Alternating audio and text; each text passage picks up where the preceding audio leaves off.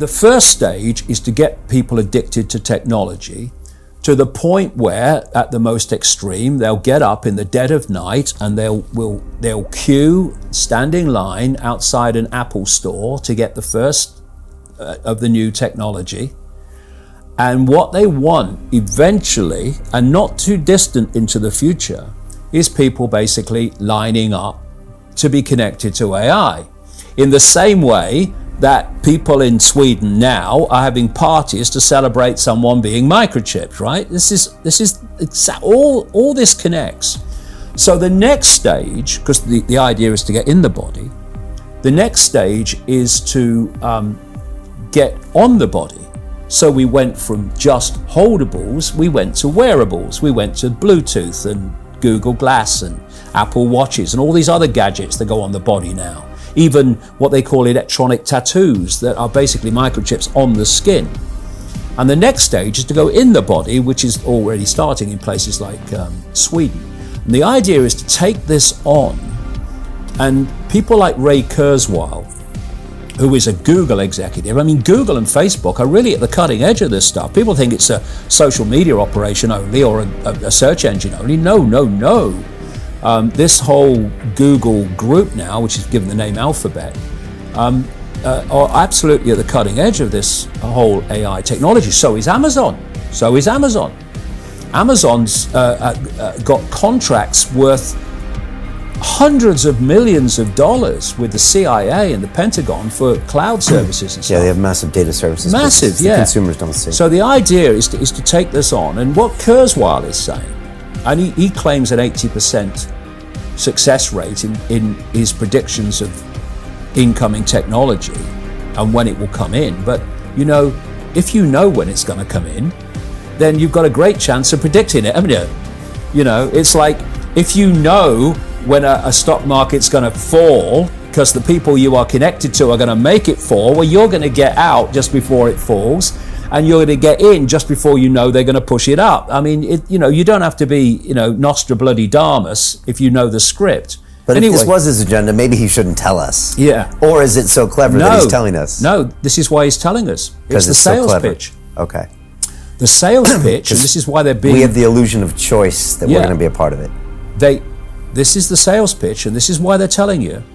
The sales pitch is when we connect to artificial intelligence, will be superhuman. That's what the sales pitch is. That's his sales pitch. Right. That's Siri, Alexa, all these things. Yeah.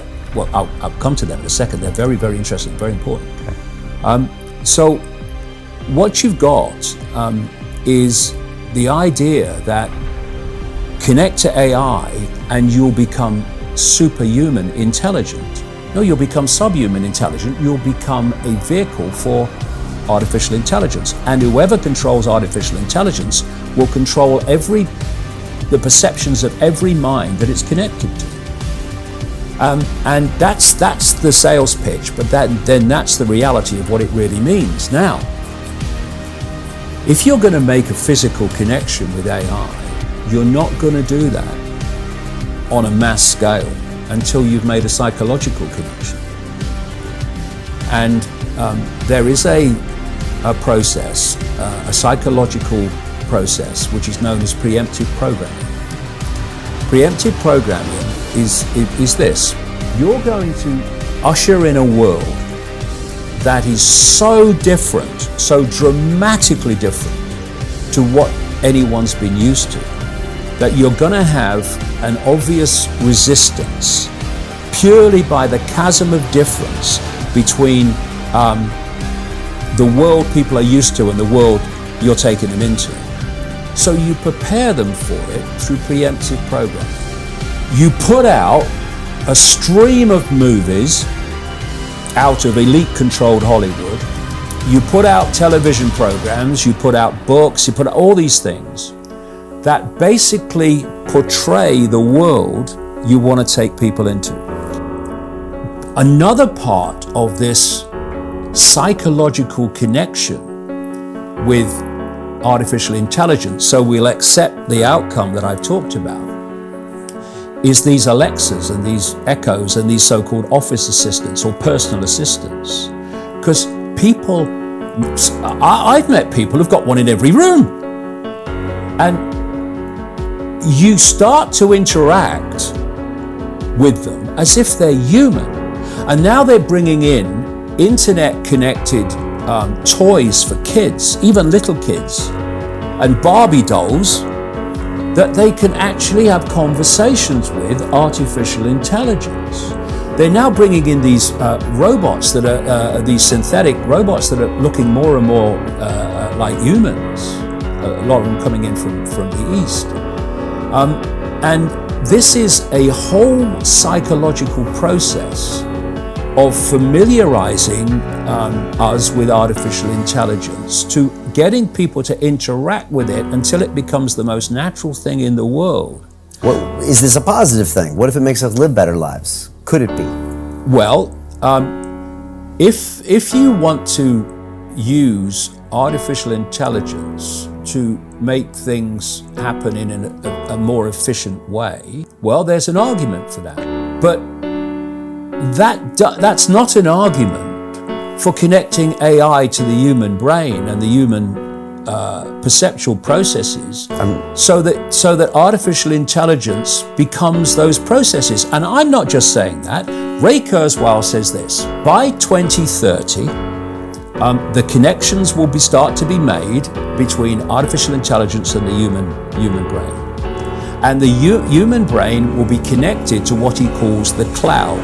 Another name for this is the smart grid, basically to artificial intelligence.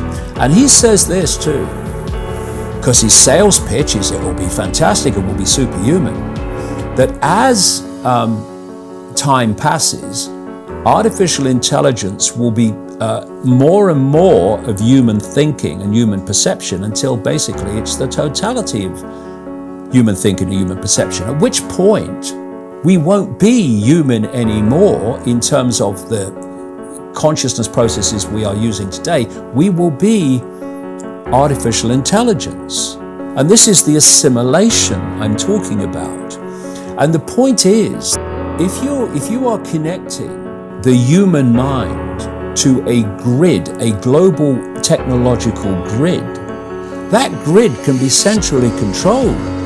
It will take at the center point very, very few people to run it, and even fewer to decide how it's run.